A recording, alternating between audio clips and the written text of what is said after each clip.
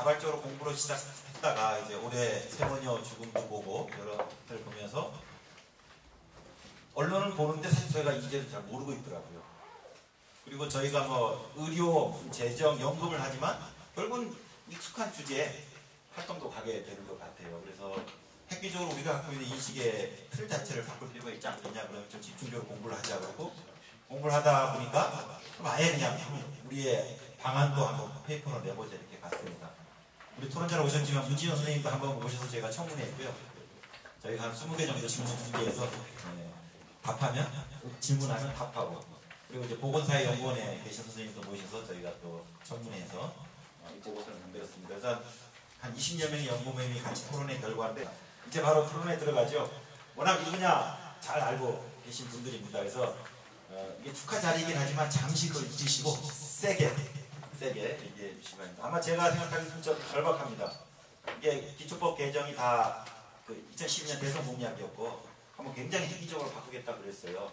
그랬는데 아마도 박근혜 정부가 공약을 다 뒤틀면서 마지막 작업이 이 기초법인 것 같습니다. 지난 5월달에 기초연금이 그랬고 요거 근데 지금 구슬기 비서관님도 와 계시지만 여야 논의가 썩 저희가 기대하는 만큼으로 아닌 것 같고요.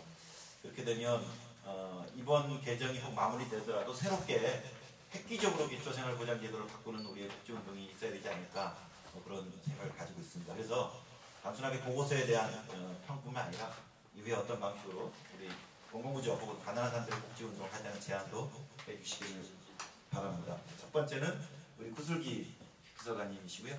남윤순 의원실에서 지금 일을 하고 계시고 또 박사 곧 논문 쓰실 분이고 이 공공구조 분야에는 가장 이 정치권에서의 논의를 샅샅이 알고 계신 분입니다. 예, 구슬기 선생님 모시겠습니다. 없나요? 네, 안녕하세요. 저 남윤순 의원실 구슬기 비서관이라고 합니다. 우선 오건호 박사님이 와달라고 해서 나오기는 했는데 문진환 교수님, 유전수 소장님하고 같은 자리에 앉는 것조차 좀 너무 명구스러운 그런 상황이라서 네, 우선 이 자리에 앉게 해주신 거 정말 감사드리고요. 발제를 꼼꼼히 봤는데 정말 대단한 일을 하신 것 같아요. 특히 부양의무자 이런 부분들은 계속 저희끼리 논의를 했던 부분인데 소득 인정의 부분은 정말 꼼꼼하게 저희도 놓치고 있었던 부분들인데 그 부분들을 하나하나 다 이렇게 따져주셔서 이 부분들은 이거 보면서 고쳐야 될 부분이 많다라고 느꼈는데 이게 법사항은 아니고 시행령이나 시행규칙 이쪽 사항들이 많거든요. 그래서 이런 부분들은 좀 문제 제기를 앞으로 많이 해야지 될 것 같습니다. 우선 국민기초생활보장제도는 모두 다 아시다시피 모든 국민의 최저생활을 보장하기 위한 공공구조제도인데요. 박근혜 정부에서 이제 개별급여를 하겠다고 하면서 처음으로 이제 이 개정을 시작을 했습니다. 개별급여 관련 내용은 그 전부터 시민사회 쪽에서도 개별급여를 해야 되는 거 아니냐, 오로한 나싱은 안 된다 이런 얘기들이 계속 있었는데요. 박근혜 정부에서 이제 유재중 의원이 2013년 5월 24일에 법안을 내서 지금 계속 심의를 하고 있습니다. 심의를 계속 하고 있는데 어저께도 보도가 나갔어요. 국민일보에서 새정치민주연합이 그 세모녀법 1호 법안으로 내놓고 나몰라라 하고 있다라고 보도가 나갔는데 그건 사실은 아니고요. 저희 어저께도 모였고 오늘도 모였고 지금 계속 대책회의하고 대안 만들고 있는데 네, 정부에서는 저희가 원하는 안을 정부가 전혀 받아들이지를 않고 있어요. 그러니까 계속 평행선인 상태에서 회의가 열려봤자 결론이 안 날 거기 때문에 계속 합의를 하자라고 저희는 정부를 쪼고 있는데 정부에서는 더 이상 합의 없다라고 버티고 있는 상황입니다. 그래서 저는 오늘 현재 진행되는 내용을 좀 알려드리는 게 좋을 것 같아서 그 내용으로 좀 준비를 했습니다. 아까 발제하시면서 이제 유재중 의원이 낸 법안의 특징은 다 얘기를 해주셨고 이 법이 이제 작년 5월에 올라와서 작년 6월에 그러니까 소위에서 지금 4회가 논의가 됐어요.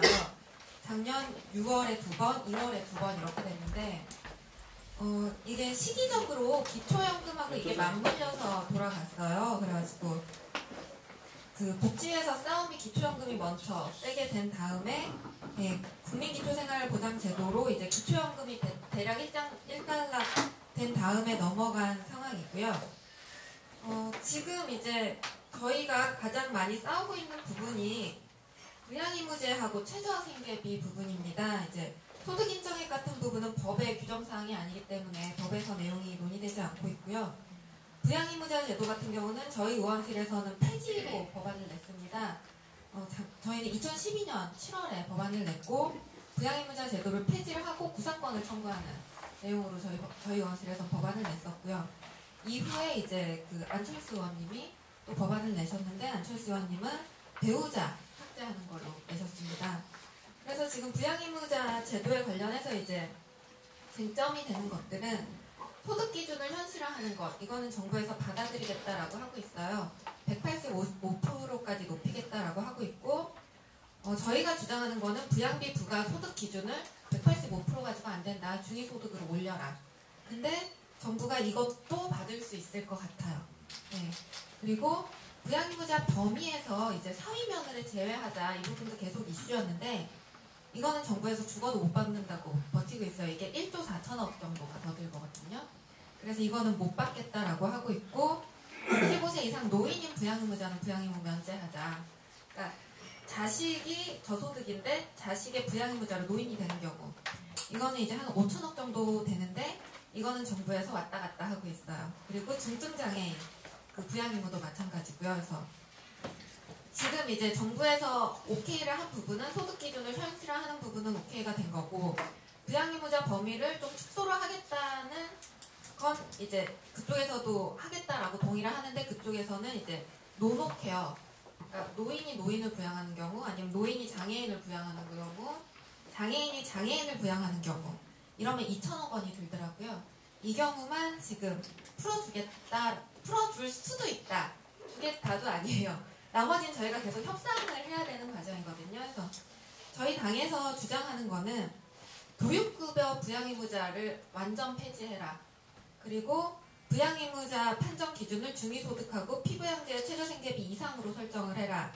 그 다음 부양의무자가 노인이나 장애인일 경우 부양의무 적용하지 말아라. 그 다음 사위나 며느리의 부양의무 면제를 해라. 이렇게 네 가지를 우선순위로 정해놓고 싸우고 있는데, 그러니까 복지부는 항상 법이든 예산이든 저희 소위 자리에 나오면 저희도 하고 싶은데 기재부가 못하게 해요. 이게 입에 붙어 있어요.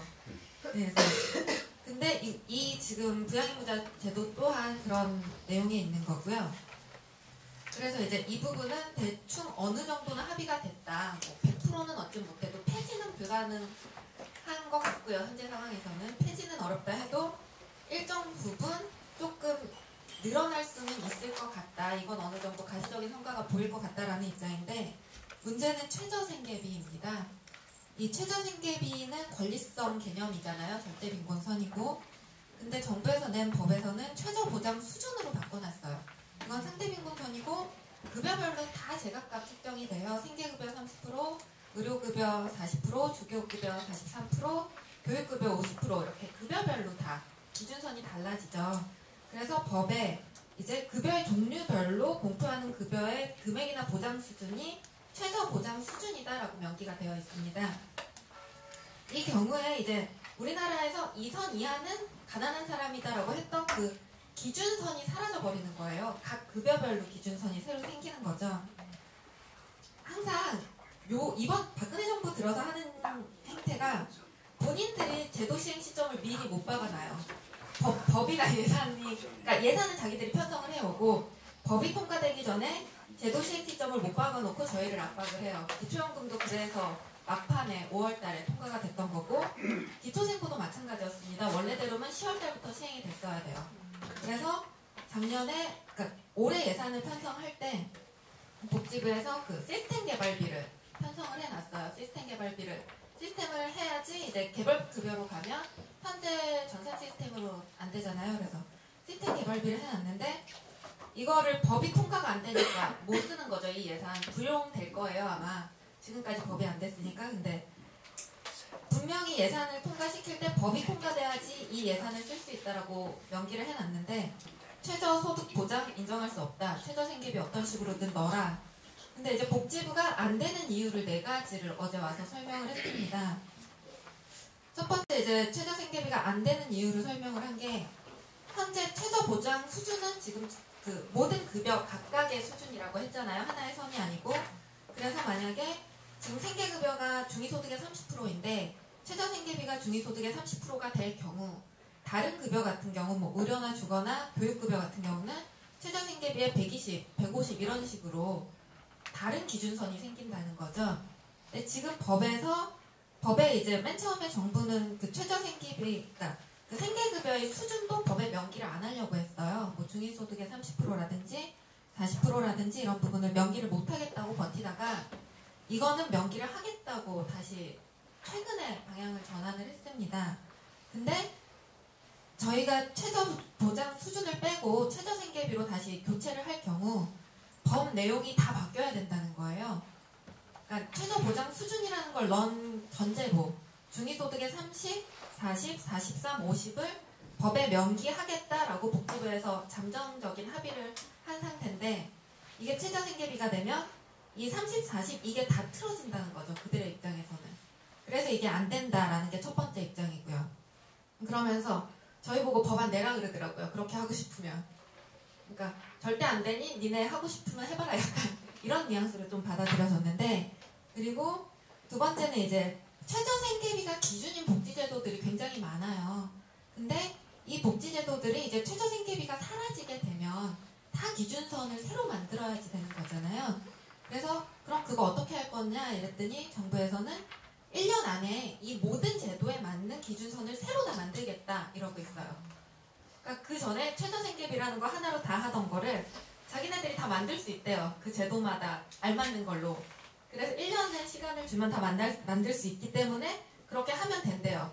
그래서 최저 보장 수준은 그대로 가야 된다라고 얘기를 하고 있고요. 여기서도 마찬가지로 뭐 중위소득의 30% 이게 존치가 될 경우 이 다른 제도들의 기준선이 무너진다 이런 입장입니다. 그리고 이제 이 다른 또 세 번째 얘기는 좀 저는 좀 이게 말이 되나 싶기도 했는데 현재는 절대빈곤선이 딱 하나잖아요. 근데 이제 복지부의 입장은 이제는 이 선이 여러 개가 된다. 그러니까 뭐 최저생계비는 30, 뭐 주거급여는 뭐 43 이런 식으로 되면서 주거푸어, 의료푸어, 생계푸어 이런 식으로 푸어의 개념이 다양해질 거라는 거예요. 복지부의 설명은. 처음 생각해 본 거거든요. 그러니까 뭐 워킹푸어 이런 식으로. 그래서 오히려 이런 다양한 그 빈곤의 개념이 생기는 게 좋은 거 아니냐 이런 식으로 말씀을 하시는데 처음 들어봐서 좀 당황했어요. 이 내용은.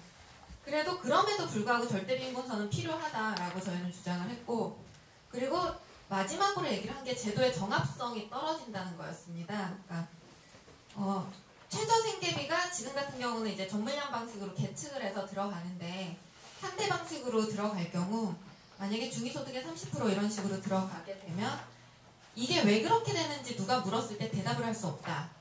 학술적으로 이게 대답이 되냐라고 물어보더라고요. 저보고. 그래서 저도 오히려 되물었죠. 기초연금 70%는 도대체 그럼 무슨 기준이냐.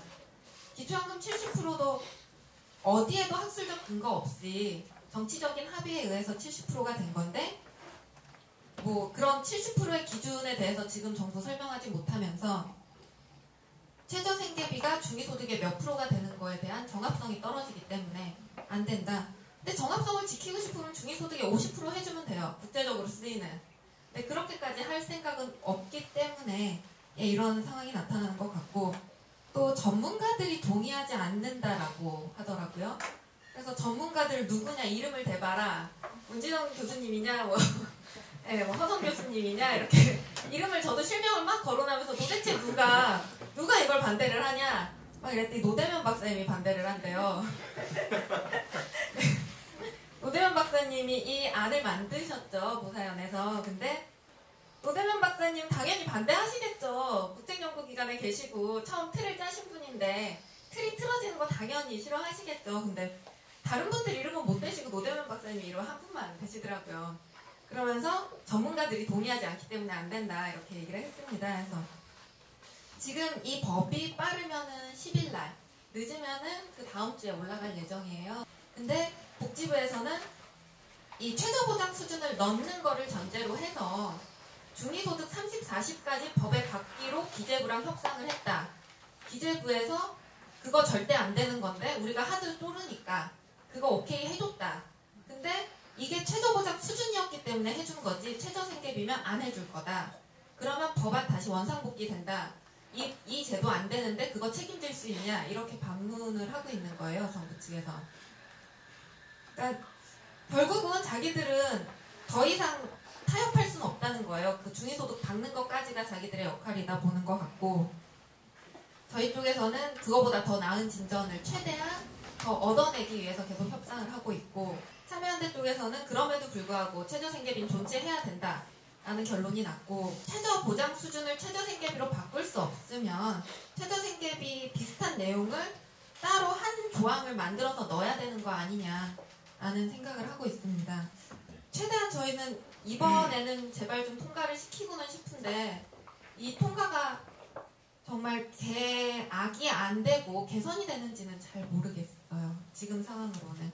그리고 내년에 내일 예산 심의하는데, 예산에서도 그 실제 기초생보 예산이 총액은 오히려 줄어들었거든요. 7.9%. 그러니까 이게 과연 이대로 가는 게 맞는지. 근데 그럼에도 불구하고 가기는 가야 될 것 같은 그런 분위기를 약간 깝깝한 상황입니다. 오늘 여기서 좀 좋은 아이디어 주시면 저희가 법안 심의하는 과정에서 많이 반영하도록 하겠습니다. 이상입니다. 예, 고맙습니다. 지금 현재 국회 논의 사항을 보완 보조 발제라고 해서 말씀을 잘해 주셔서 고맙습니다. 결국은 올해 안에 통과될 가능성이 꽤 높은 거네요. 이번 11월 달에. 저희 시민사회 쪽에서 17일 날 법안 심사 올라가는 줄 알고 그때로 맞춰서 작전 계획을 짜놨는데 일주일 땡겨야 되네. 큰일 났네. 예. 아직 확정은 아니에요. 예. 그 기초노령연금 제정될 때 제가 국회에 있었는데 70%가 어떻게 정해지냐면요. 공공부조 방식으로 유시민 장관이 추진했고요. 야권은 보편주의로 기초노령연금을 주장했고, 정부가 최대한 양보한 게 그럼 60%까지 노인한테 주겠다고 그랬고, 저희 쪽이 최대한 내린 게 80%였습니다. 둘을 합해서 2로 나누니까 70%가 됐습니다. 예. 그럼 두 번째 우리 토론 비본사연대 김민영 사무총장 꼴로 예, 박수로 맞아주세요. 네, 비본사연대 김민영입니다. 발표해주신 내용의 요구안들은 비본사연대가 지난 10년 동안 기초법 개정 운동을 하면서 요구했었던 내용들이랑 대부분 일치하고 있어요. 그래서 비본사연대에서 요구를 해왔었던 것도 기초생활보장제도의 사각지대가 해소되는 것이 일차적으로 가장 중요하고, 선정기준과 보장 수준이 함께 높아져야 한다. 근데 일단 이거는 최저생계비를 기준으로 두기 때문에 최저생계비 인상이라는 거로 좀 집약이 됐습니다. 더 주요하게 빈곤사회연대에서 지금까지 요구를 해왔었던 기초생활보장제도 개정의 핵심 내용은 부양의무자 기준 폐지와 최저생계비가 인상되어야 한다. 그리고 급여 운영이 통합적으로 이루어져야 한다. 조건부 수급, 그러니까 근로능력이 있는 경우에는 노동하는 것을 조건으로 받는 조건부 수급 조항이 폐지되고 자율적으로 근로활동에 참여할 수 있어야 된다라는 내용과, 재산소득 기준의 개선과 추정소득 부과 금지와 같은 내용들이 있었습니다. 그리고 추가적으로 수급자의 권리 보장과 민주적 참여를 보장하는 것, 그래서 중앙생활보장위원회 같은 기구에 현재 수급자나 수급자를 대표하는 단체가 참여할 수 있는 경우가 전혀 없어요. 회의 운영도 비공개를 원칙으로 진행이 되고 있어서 당사자의 참여를 보장해야 된다는 것 등등을 요구를 해왔습니다. 그래서 이런 것들이랑 대부분 요구안이 비슷해서 오늘 축하를 하는 자리라고 하셨으니까, 내가 만드는 복지국가에서 이 빈곤정책에 대해서 이렇게 관심을 갖고 앞으로 열심히 해주시겠다라고 말씀을 해주신 것에 빈곤사회연대는 정말 큰, 뭐랄까요? 네, 축하와 감동, 감사 네, 이런 것들을 좀 드리고 싶고, 굉장히 큰 힘이 되는 좀 기분이 들어요. 그래서 앞으로 좀 같이 잘해봤으면 좋겠다, 이런 말씀 먼저 드리고 싶습니다. 그래서 아까 구석기 비서관님 얘기해 주신 것처럼 아쉬운 점은 이미 논의가 상당히 좀 진행이 되어버렸다라는 점이 있는 것 같은데, 그래도 지금까지 잡아온 거잖아요. 어쨌든 지금 한 2년 동안 논의를 잡아왔는데, 앞으로도 바른 길이라면 조금 늦더라도 같이 좀 논의를 잘 해갈 수 있도록 노력을 하면 되지 않을까 생각을 하고 있어요. 그래서 약간 지금 발표해주신 내용에서 빈곤사회연대가 지금까지 주장해왔던 내용과 조금 다르거나 아니면 추가적으로 갖고 있는 입장들을 몇 가지 설명을 드리도록 하겠습니다. 사소한 부분이라면 사소한 부분인데, 그 간주부양비도 폐지할 것을 빈곤사연대는 요구를 해왔었어요. 왜냐하면 현재 간주부양비가 굉장히 강한 가족부양의 원칙을 갖고 있다 보니까 실제로 간주부양비가 이전되고 있는지, 사적 이전이 되고 있는지에 대한 확인 없이 수급 당사자의 급여에서 깎여 나간다라는 문제가 있습니다. 그래서 이게 만약에 원칙적으로 간주부양비가 필요하다라고 한다면 실제 그 부양비를 수급자에게 보장할 수 있는 방안을 만들어야 되는데, 지금 사실 이 모든 제도에서 가장 약한 사람인 급여자의 급여를 깎는 것으로, 급여를 제한하는 것으로 나타나고 있다는 거죠. 그래서 이런 부분은 좀 폐지를 함께 추정소득 부과 금지와 함께 요구를 해왔습니다. 네, 그리고 선정 기준에 대해서 이야기를 하면, 선정 기준을 중심으로 오늘 이야기를 해주셨는데, 사실 선정 기준에서는 근로능력을 보는 건 아니잖아요. 전 국민에게 권리로서 기초생활보장제도가 주어져 있는데 실제로는 근로능력이 있는 사람들이 배제되고 있는 문제점이 있습니다. 특히 박근혜 정부에서 이번에 개별급여안을 시행하는 것에 주요 목표 중 하나가 저는 근로능력자를 공공구조로부터 배제하기 위한 의도가 굉장히 짙게 깔려있다라고 보는데요. 특히 이번 개정안에 초안이 되고 있는 2010년도에 이루어졌던 빈곤정책 제도 개선 기획단이라는 것이 있었는데, 거기서는 생계급여에서 근로능력자를 배제하는 그런 안을 갖고 있기도 했습니다. 그래서 이거는 좀 반발로 구상이 된 걸로 알고 있는데, 여전히 의료급여에서는 근로능력자를 배제하는 것으로 추진되고 있는 것으로 알고 있습니다. 그래서 이 선정 기준에서 보이지는 않지만 실제로는 수급자들에게 굉장히 강력하게 작용이 되고 있는 이런 부분에 대해서 어떻게 법안이나 아니면 다른 것들을 통해서 통제할 것인가, 이게 굉장히 좀 중요하게 생각이 돼야 되는 부분이 아닌가, 그런 생각이 듭니다. 네. 그리고 운영상에서의 디테일한 배제들이 굉장히 많이 현장에서는 이루어지고 있는데, 그 추정소득 같은 경우에는, 추정소득이나 간주부양비 같은 경우에는 수급자 선정 기준에는 포함이 안 되도록 되어 있거든요. 그러니까 추정소득을 부과하는 것으로 수급 선정 과정에서 배제해서는 안 된다는 게 사업 안내서에도 재차 강조가 되어 있어요. 그럼에도 불구하고 송파세무녀가 수급을 받지 못했을 것이다라고 생각하는 이유는, 갔으면 아마 면박을 당하고 나왔을 가능성이 크다는 거죠. 추정소득을 부과해서는 안 된다라는 말이 분명히 써 있지만, 아니 일할 수 있는 사람 세 사람이 같이 살고 있는데, 어머니도 65세가 안 되셨으니까요. 세 사람이 같이 살고 있는데 공공부조 받겠다고 얘기하는 게 말이 되냐라는 얘기를 듣고 면박을 당했을 가능성이 훨씬 더 큰 거고, 바로 한 달 전까지 150만 원이라는 최저생계비를 상회하는, 3인 가구 최저생계비를 상회하는 소득이 있었다라는 사실 자체가 접근을 막는 이유가 되었을 것이라는 거죠. 그래서 사실 그 통합적 급여 운영의 원칙이라고 얘기했지만, 여기 안에는 실제 지금 현재 가난한 수급 신청자의 현실이, 경험이 해석이 될 수 있어야 된다라는 얘기랑 같거든요.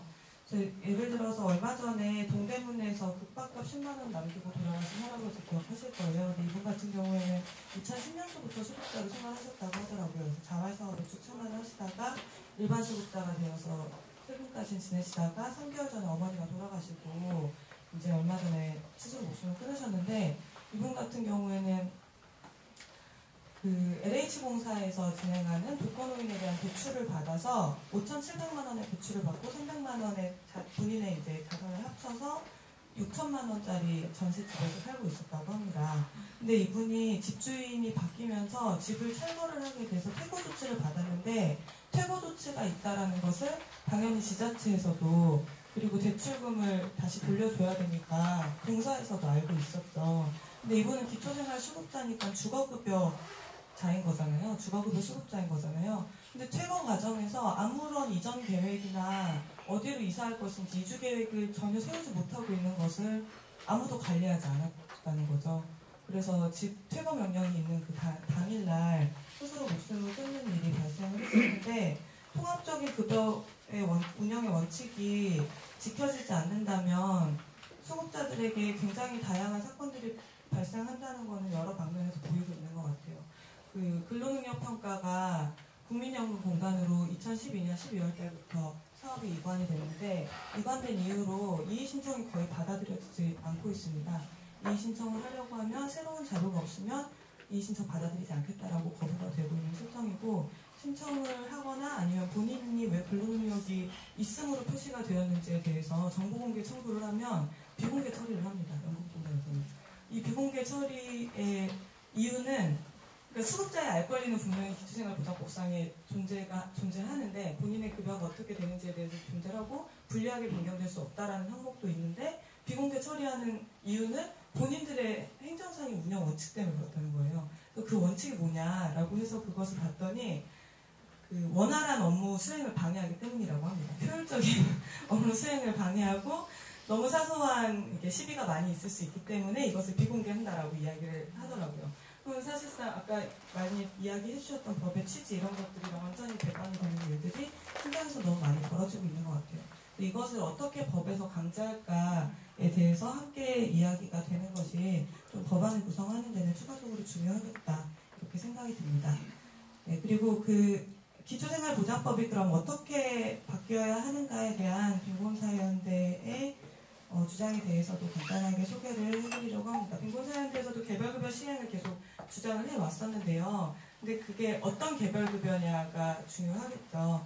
근데 개별급여는 사실 이미 시행이 되고 있습니다. 차상위 의료급여가 있죠. 기초생활보장법 밖에 차상위 의료급여가 있고 차상위 계층 중에서 희귀난치 질환자, 만성질환자 같은 경우에는 의료급여 혜택을 받고 있습니다. 그래서 이런 것이 이미 운영이 되고 있는 상황인데 기초생활보장제도의 각 기준선을 새로 만들지 않으면 개별급여 시행이 불가능하다는 건 거짓말이라는 거죠. 최저생계비를 기준으로 그 아래에 있는 절대빈곤층들은 강하게 보장하는 기초생활보장제도가 사각지대 없이 더욱더 탄탄해질 필요가 한편으로는 있고 그 위에 있는 다른 계층들에게 다양하고 실효성 높은 정책들이 빈곤정책으로 기능을 해야 될 필요가 두 가지로 존재를 한다라고 생각을 합니다. 그래서 기초생활보장제도를 해체하는 방식으로 개별급여가 도입되는 것이 아니라 기초생활보장제도는 강화하고 다른 추가적인 부가급여가 설계되는 것이 바람직하다라고 보고 있습니다. 그래서 특히 주거급여 정도가 법안으로 개별급여가 유일하게 나와 있는 상황인데 주거급여법만 보더라도 제도의 목표를 알 수가 없어요. 이게 그냥 기존 공공부조 수급자들의 급여를 더 적정하게 관리를 하기 위해서 만들어진 것인지 주거빈곤 문제를 실제로 해결하기 위해서 국토교통부가 계획을 가진 것인지 정책 목표가 전혀 없다는 거죠. 그래서 이런 상황을 방관하기보다는 제도 시행이 늦어지는 것을 두려워하기보다는 오히려 더 연착륙할 수 있는 방법 중 하나가 이 법안을 막는 것이라고 생각을 합니다. 그래서 좀 저는 기초생활보장법이 이 상태로 통과돼서는 정말 안 된다라고 생각을 합니다.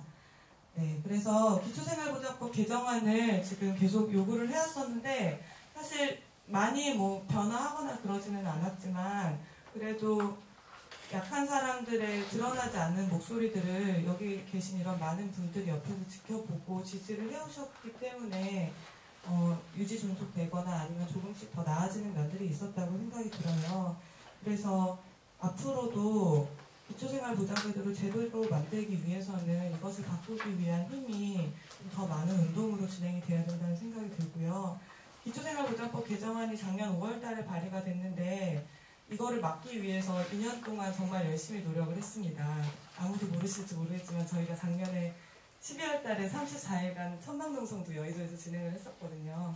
유재종 의원안을 반대하면서 농성도 진행을 했었고 부양의무자 기준 폐지를 위해서 장애인단체와 빈민단체들이 모여서 광화문역에서 2년 넘게 농성을 하고 있는 중입니다. 그래서 이곳을 통해서 또 많은 시민들의 지지도 받고 있고 부양의무자 기준 폐지를 지지하는 사람들의 목소리도 이곳으로 많이 모이고 있습니다. 이런 공간들에 더 많이 좀 주목해 주시고 함께 운동으로 만들어 나갈 때 기초생활보장제도 제대로 만들 수 있다고 생각합니다. 네, 그래서 오늘 발표 감사드리고 앞으로 함께 더 좋은 운동을 만들어 나갔으면 좋겠습니다. 감사합니다. 네, 고맙습니다. 3, 4년 동안 복지 바람이 불었죠. 급식, 보육, 기초연금 등등 했는데 이 공공부조 운동, 빈곤 복지 운동 하시는 분들은 진짜 외롭게 버티셨어요. 그래서 참 그 자리 지켜주셨고 근데 그 결과로 다른 복지에서는 일부 진전이 있지만 가난한 사람들의 복지는 지금 제자리에 있거나 곧 뒤처지거나 이런 일이 벌어지고 있습니다. 그래서 저희는 일종의 한 3, 4년 전에는 새로운 복지의 권리 인식이 시대적 요구라고 한다면 최근에 저희가 이 문제에 주목하는 이유는 한국의 복지에서의 불균등 발전이 진행되고 있고 이 불균등이 어려운 사람들의 복지가 더 뒤로 뒤처지는 역진적인 불균등이라는 진단을 하고 있습니다. 그런 면에서 이후에 이제 열심히 지금 자리를 잘 지켜오셨는 저희 내환부를 비롯해서 우리 복지시민단체들이 더욱더 이 가난한 사람들의 복지를 위한 운동에 손을 잡고 나가도록 하죠. 그 다음에 아주 일찍이 아까 소개 말씀드렸죠. 2000년에 기초생활보장제도 만들어질 때도 그렇고 만들어 이것도 그렇고 현장을 다 누비신 우리 지금은 이제 나오셨는데요. 빈곤문제연구소 전 오랫동안 소장을 맡으셨습니다. 유정순 선생님 모시겠습니다. 제가 한동안 남편 따라 중국에 가 있다가 왔는데요. 돌아오니까 노인이 돼 있더라고요. 지하철도 무료로 이용할 수 있는 노인인데 사실은 제가 빈곤문제연구소 경영할 시절에 여러분들 다 모여서 이런 오랫동안 꿈꿔왔는데 못했어요. 근데 그거를 실현하고 있는 분들 후속 세대들을 보니까 너무 기쁩니다. 그리고 오늘 발제도 너무 잘해주셨는데요. 저는 이 발제를 보면서 느낀 게 목차가 조금 더 이렇게 세분화됐으면 어떨까 싶어요. 그래서 제일 중요한 거는 법적인 검토거든요. 이제 서론 다음에 법적 검토를 넣고요. 그 다음에는 역사도 조금 넣어봤으면 좋겠어요. 넣고 그리고 그 다음에는 이제 선정 기준을 이제 들어가면 또 보장 수준 들어가야 되는데요. 보장 수준 쪽은 이 역사에 거기에 거의 많이 포함이 되기 때문에 빼도 될 것 같고요. 그 다음에 예산은 따로 한번 목표를 빼냈으면 싶어요. 그리고 저는 그 법적 검토가 필요하다라고 생각하는 게요. 지난 10월 말쯤에 박근혜 정부가 기가 막힌다는 얘기를 했던 걸 기억을 하시는지 모르겠어요. 국정 연설하시면서 연설에서요. 근데 이제 기초생활보장법을 야당이 발목 잡고 통과를 안 시켜주기 때문에 가난한 사람 굶어 죽는 걸 방치하고 있는 저 새정년의 납법을 봐라 얼마나 기가 막히냐 뭐 이런 얘기였어요. 그런데 저희는 정말 미수급 빈곤층이 기가 막혀 라고 느끼는 게 박근혜 대통령은 예전에 국회의원이셨어요. 그리고 보건복지위원이었어요. 근데 어떻게 대통령이 저게 법 개정 사항인지 지침 개정 사항인지를 모르냐. 정말 기가 막히더라고요. 근데 지금 그러면은 뭐 법도 정말 이름이 웃겨요.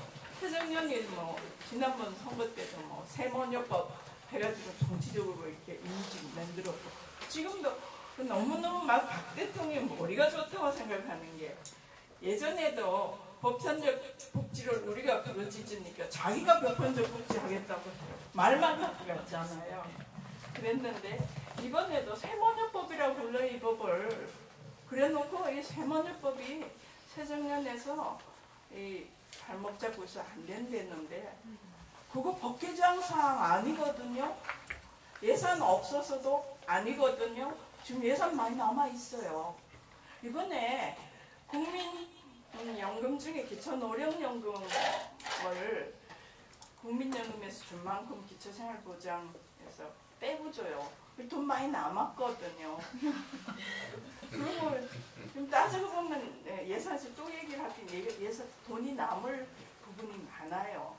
돈도 있고 그리고 법 개정 안 하고 그냥 시행령 시행규칙 뭐 지금 바꾸고 싶은 대로 조금 바꾸고 안 바꿔도 지침에만 공 하나 더 붙이고 뭐 이렇게 하면 충분히 할 수 있는데도 안 해놓고 정치적으로 그렇게 말하는 거를 우리 사회가 놔두는 게 여러분도 놔두고 구슬기 보좌관님들 그대로 놔두고 이 뭐라 그러죠? 이렇게 그 여론화 담론화 작업을 우리가 진짜 엄청 못하고 있다 이런 생각을 드는데요. 그리고 그 아까 최저생계비 존치 얘기를 하셨는데 이건 최저생계비 존치보다도 어떤 차원에서 봐야 되냐면 김대중 대통령 왜 노벨상을 평화상을 받으셨어요. 중요한 것 중에 하나가 이거는 기초생활보장법 중에서도 이거는 국민의 권리고 국가의 의무다. 그리고 최저생계까지는 국가에서 보장을 해준다고 그랬거든요. 근데 이거를 빼면 안 돼요. 이거 가만히 놔두면 돼요. 왜 그걸 빼려고 그래요? 그리고 고정하고 놔두는 게 그걸 빼거든요. 근데 이게 최저생계비하고 상대빈곤선하고 지금 막 좀 헷갈리는데, 지금은 이제 상대빈곤선을 선정 기준으로 한다면 보장수준은 최소한 그것만 한다. 보장수준이란 게 뭐냐? 의료급여, 현물급여, 교육급여도 많고. 근데 어쨌든 현물로 나가는 현금급여 대표적인 게 주거급여하고 생계급여예요. 그럼 주거급여 더하기 생계급여는 빈곤선 이상으로 한다 한 줄 넘으면 그게 이제 그 되는 거 아니겠어요? 옛날에 이거는 뭐 예전에 있던 법에 이거는 국민의 의무고 국가의 의무고 국민의 권리고 하던 조항 가만히 놔두면 건들지 말고 그걸 왜 빼요? 근데 지금 이 기초생활보장법의 제일 핵심이 그거 빼는 거예요. 근데 왜냐하면 지금은 뭐 몇 프로 해놨지만 그걸 빼고 나면 다음번 갖고 퍼센트만 조정해버리면 얼마든지 낮출 수 있도록 만드는 거거든요. 그러니까 지금보다가 더 보수적인 정권이 들어와서 43% 깎고 33% 이렇게 해도 뭐 어쩔 수 없도록 만들지 않게 또 멀리 내다본다면 이 조항은 그냥 놔두고 주거급여 더하기 생계급여는 적어도 빈곤선 이상으로 한다 조항만 들어가도 될 것 같아요. 그리고 우리가 중요한 거를 법적 검토에서 봐야 되는 건요. 지금 주거기본법이 있고 주거급여법이 있어요. 근데 주거에 관한 한 이거는 최소 주거 기준 이하의 생활을 끌어올려서 살 수 있는 기준이 돼야지. 이게 최저생계비 몇 프로 논의할 성질의 것이 아니에요. 근데 그러면은 지금 뭐 최저생계비 43%가 주거급여예요? 네. 예. 그러고는 12만 명이 더 돼요. 하여튼 거기 또 정부에서 몇 명이 더 된다. 숫자 굉장히 조금이에요. 그리고 개별급여, 통합급여 얘기가 나오는 얘기 근본적인 원인은 최저생계비 생계급여 지급 선정 기준으로 몇 프로 하는 통합급여예요. 그게. 그러면은 최저생계비하고 상관없이 주거는 최저 주거 기준을 만족할 기준으로 가면 그게 개별급여예요. 그냥 통합이냐 개별이냐의 개념이 헷갈려요. 예전에도 보면 최저생계비의 100%, 차상위는 120%, 부양의무자 기준은 130%부터 시작하고 이게 이제 통합급여잖아요. 왜냐하면 기준은 다 최저생계비 기준이에요. 근데 지금 우리가 뭐 영유아, 보육료 같은 거는 최저생계비 기준하고 상관없잖아요. 그리고 의료에 있어서도요. 지금 건강보험료 부과기준이라 이런 거는 최저생계비와 상관없이 움직이잖아요. 기초연금도 최저생계비와 상관없이 움직이잖아요.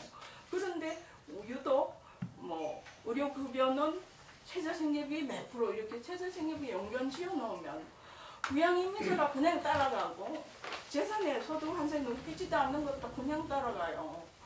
자동차 하나 있으면 소득이 뭐 1200%로 상승하는 게 그것도 그냥 따라간다고요. 그래서 정부에서 진정한 개별급여를 한다면 그렇게 말도 안 되는 기초생활보장 선정 기준을 의료에도 따라붙이고 주거에 따라붙이고 교육에서 따라붙이는 그거를 부셔내는 게 개별급여의 제일 중요한 부분이에요. 그리고요 이게 법적으로 이게 국민의 권리라면은 권리 구제 조항이 꼭 들어가야 돼요. 예를 들면 우리가 납세 의무가 있잖아요. 근데 납세자가 부당하다 하면은 정부 기관 내에 어필할 수 있는 기관 다 있어요. 근데 기초생활보장은 어필할 수 있는 기관이 없어요. 법에도 없어요. 그러면 이건 분명히 들어가야 되는 부분이에요. 그 이제 권리 구제에 가까운 일을 뭐 김윤영 국장님네 빈곤사회연대나 저희가 그 역할 하신 거예요? 역할을 했지만은 그게 왜 우리가 해야 돼요? 정부에서 정부 기관에서 해줘야 되지. 그런 조항 하나는 꼭 들어가 줬으면 좋겠고요. 그리고는 여기서 제일 중요하게 봐야 되는 게 이게 법 개정 사항이냐 지침 개정 사항이냐. 근데 지금 새정년에 하시는 일이 옛날에는 그냥 법에 그냥 다 위임해 놓던 걸 워낙 안 해주니까 그거를 이제 밑에 그 시행시켜 법 위로 끌어올리는 거예요. 부양의무자 뭐 예를 들면 뭐 사위는 안 되고 뭐 그다음에 노인 장애는 안 되고 뭐 이런 거는 법 개정상이 아니었어요 원래. 그런데 안 해주니까 법에 올려가 적어도 이거는 해야 된, 저거는 이거 해야 된다고 지금 올리고 있는 상황이거든요. 그리고요. 그 다음에 이제 역사 부분에 좀 보면 아까 논의하던 최저생리비가 줄어들었다. 그 다음에 수급자도 줄어들었고, 그 다음에 통합에서 대결로 논의하고 있다. 이런 게 다 좀 역사에 들어가면서 여기서 이제 보정 수준하고 같이 논의가 좀 됐으면 싶고요. 그리고는 이 전체에 좀 현장성이 있었으면 좋겠어요. 그래갖고 만약 최종안이 어디 나간다면은 지금은 좀 타이밍이 애매해요. 책에 나오고 난 다음에 세법에 대한 비판이나 이런 것도 이렇게 쭉 들어가고 그 다음에 이제 예산 쪽으로 올랐으면 싶은데요. 그 예산이 아까 제가 얘기했듯이 기초 논의운영 독에 그 생계 예산이 많이 줄었어요. 예산 추리는 사실 정확하게 예산 추리를 해보시고 그 다음에 주거급여는 예전에는 기초생활보장 예산 안에 있었거든요. 이걸 빼서 지금은 국토부로 가서 이제 국토부에서 이제 지급을 하게 되면서 주거급여 부분이 또 빠져나가요. 그리고 교육급여도 교육학부로 갔죠, 그죠? 그 다음에 아까 탈수급 받는 얘기를 하셨는데요. 그 자활 관련한 부분도 지금 막 노동부로 넘기고 있어요. 근데 그 노동부로 넘기는 게 우리로서는 어떤 점에서는 굉장히 걱정스러운 자활 자체가 흔들리는 그런 부분이 있거든요. 그래서 그것도 좀 보셔야 돼요. 그러니까 맨 처음에 그 노무현 정권 때 개별급여 얘기를 한 이유는 기초생활보장급여 예산 투쟁하려면 예산이 너무 올리기 힘이 드니까 기재부 맨날 뭐 저러니까 이거를 뜯어서 이제 이렇게 따로따로 좀 나누어서 다른 부처에서 이렇게 예산 투쟁을 하면 조금 그래도 수급권자들한테 나은 혜택을 줄 수 있을 거란 측면에서 논의된 게 개별급여예요. 그런데 지금은 이제 이렇게 다 찢어 발견났고 그래서 기초생활보장 예산의 부담이 되게 가벼워졌어요. 기초생활보장이 지고 있던 예산 부담이 많이 가벼워진 이때는 확 밀어 제낄 수 있는 고맙습니다. 예, 정말 많으시죠. 예. 그 다음에 다음 우리 마지막 토론자세요. 우리 문진영 선생님인데 사실 거의 지도 교수님이라고 하셔야 되죠. 저희가 이 기초법 공부할 때 중간에 모셨는데 아마 그때 가는 김에 그냥 보고서도 만들어 버리자라고 생각이 들었어요. 왜냐하면 전체 윤곽을 잡아 주셨습니다. 그래서 저희가 좀 더 한 발 더 나아가게 격려해 주셨습니다. 오늘 그때 말씀해 주셨지만 또 다른 분들 계시니까 한번 다시 또 어떤 생각 말씀해 주십시오. 예, 문진영 선생님 모시겠습니다. 그 시민사회 단체, 우리 전반적인 시민運동 자체가 굉장히 고령화되고 있는 것 같아요. 전반적인 인구 부족뿐만 아니라 그런데 이렇게 내반복에서 이렇게 젊은 분들 보시고 열이 있고 이거 특히 우리 이런 보고서까지도 이렇게 의욕적으로 작성하시고 그래서 굉장히 큰 보람을 사실 선생인데 선생으로서 제일 큰 보람을 사실 이런 거거든요. 젊은 학생들이 열심히 이렇게 지켜보는 건데 오늘 아주 고생은 많이 하셨고요. 제가 많은 부분을 이제 배웠습니다. 사실 이게 기초생활보장제도가 이거 자체가 참 개념적으로 이해하기가 쉽지 않은 거예요. 우리가 누구나 다 얘기는 하지만 얼마 전에 복지부 국장이 뭐 숫자리인가. 그러니까 기초생활보장제도 법안을 누가 만들었는지 모르지만 그 사람들 굉장히 고맙다는 거야. 왜 그러냐? 왜 고맙다고 하냐? 그랬더니 국회에서 국회의원들이 기초생활보장제도만 얘기가 나오면 얘기를 안 하세요. 용어 자체가 너무 어려워요. 재산의 소득, 환산税, 국정소득, 유주부양비, 소득 인정부터 시작해갖고 뭐 나오면 이 개념을 이해를 못한대요.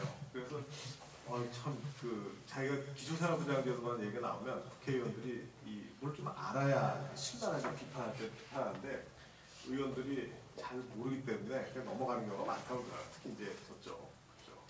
그래서 근데 이제 이걸 보니까 아주 정확하게 다 개념이나 이런 걸 정확하게 파악을 하고 하셔서 이제 앞으로 이제 굉장히 근데 유 박사님 말씀대로 약간의 그 현장성, 그러니까 이제 칼라가 뭔지 명확하지 않은 그런 건 있어요. 아주 잘 정리한 한 편의 굉장히 well made 된 건데 이 지향하는 점과 좀 이렇게 움직이는 거 이런 게 그게 현장성이라고 할 수도 있는데 그래서 가능하면은 좀 현장 사람을 만나보고 이 글을 쓰는 거하고 글을 그냥 다른 사람이 쓴 글을 보고 글을 쓰는 거하고 사실 굉장히 달라요. 그 부분은 이 박사님 말씀하신 대로 저도 이제 동의하고요. 어쨌든 그 기초생활보장제도는 이제 뭐 이런저런 거 다 빼고 의경만 딱 말씀드리면 최저생계비라고 합니다. 최저생계비를 가운데 두고 선정 기준과 급여 수준을 일치시킴으로써 내셔널 미니멈을 완성한 거. 기본 아이디어가 기본 디자인. 그래서 자기의 소득 인정액과 급여 수준을 합해서 최저생계비 이상이 되어야 한다. 이건 이제 강제 규정으로 하여야 한다라는 법 제7조가 쉽게 얘기하면 기초생활보장제도의 처음부터 끝입니다. 나머지는 그냥 어쨌든 그 구성하는 것이고 기본 골격은 이제 이건데. 그런데 개별급여화 되면서 최근 뭐 우리 비서관님이 잘 설명을 해주셨지만 지금 현재 이 기초생활보장제도의 개편 논의가 오면서 최저생계비 제도가 폐지될 위기가 있고 그러면 최저생계비 제도의 폐지라는 것은 지금 제가 말씀드린 대로 기초생활보장제도라는 용어 이름을 붙이기가 더 이상 좀 어려운 완전히 다른 형태의 제도가 되는 그런 위기에 있다고 생각합니다. 그래서 만약에 최저생계비 폐지를 그렇게 이제 보면 확실히 여자들이 남자보다 의리가 있는 것 같아요. 남윤희순 위원만 혼자 앉아서 그쪽에 좀 안테나를 서고 있는데 다른 의원들보다도 확실히 남윤희순 위원만 끝까지 이제 최저생계비를 존치시켜야 된다는 주장을 하고 계십니다. 다시 한번 물론 이제 남윤희순 위원은 예전에 그 연대 기초생활부장을 제정할 때부터 물론 집행위원이셨고 다른 의원들하고 이제 결이 다르니까 그렇긴 하겠지만 어쨌든 그래서 최저생계비 얘기 좀 하죠. 최저생계비가 이게 사회보장 기본법에도 최저임금과 더불어 최저생계비는 이제 의무분표, 분표에서 의무가 있고 그리고 이제 최저생계비라는 것이 어찌됐든 우리 사회에서 하나의 기준선입니다. 뭐 아까 복지뿐만 아니라 예를 들면 저희 학교 입학하는 데 있어서 이제 사회적 배려된다. 또는 뭐 금융권에서 뭐 무슨 로운을 받으세요.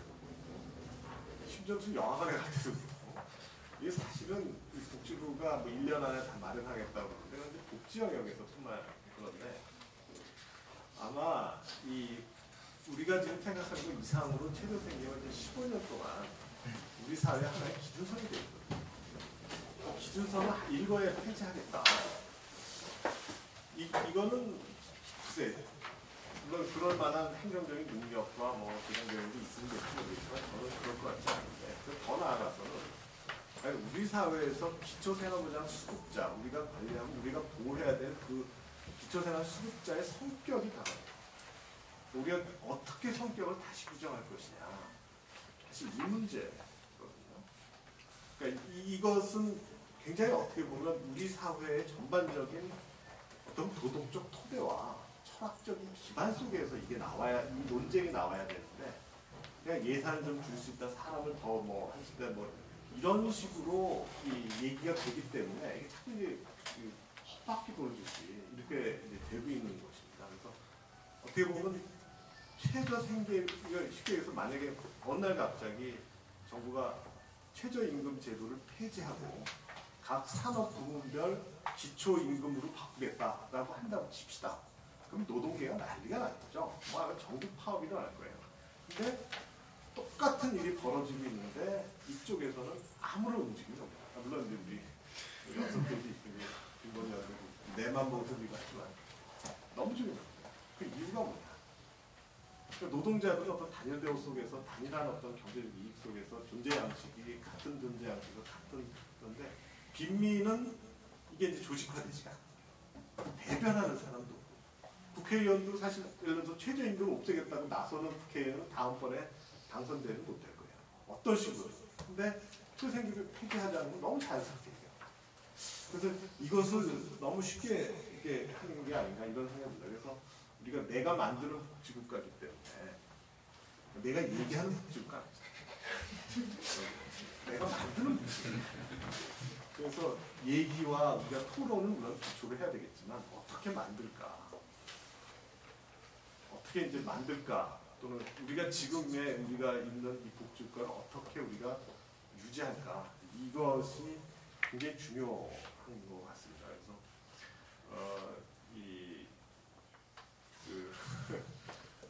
최저생계비의 폐지를 앞두고 마치 이제 기초생활보장 제도가 이제는 거의 이제 뭐 우리가 알고 있는 기초생활보장 제도는 더 이상 존재하지 않는다. 예를 들어서 뭐 15살 정도 됐으면 이제 키도 크고 골격도 이제 뭐 제2차 성직이 나오면서 우리 15년 전에 있었던 최저생계비랑 옷이 안 맞아서 이거 바꿔야 되겠다. 오케이, 이건 더 좋죠. 오늘 오히려 더 좋은데 이건 다 벌고 바뀌는 거거든요. 이건 뭐 정말 상식적으로 이해가 안 되는 그런 부분이에요. 아주 구체적인 건 이제 시간 관계상 제가 제 자리가 아니니까 하고 그래서 제 생각에는 이 내만보험의 우리 젊은 분들이 이 복지국가 얘기는 그만하고 우리 어떻게 복지국가를 만들 것인가 그거에 관해서 예, 고맙습니다. 우리 패널 토론 나오고 답변자하고 고맙습니다. 우리 5분 다시 한번 박수 드릴까요? 네.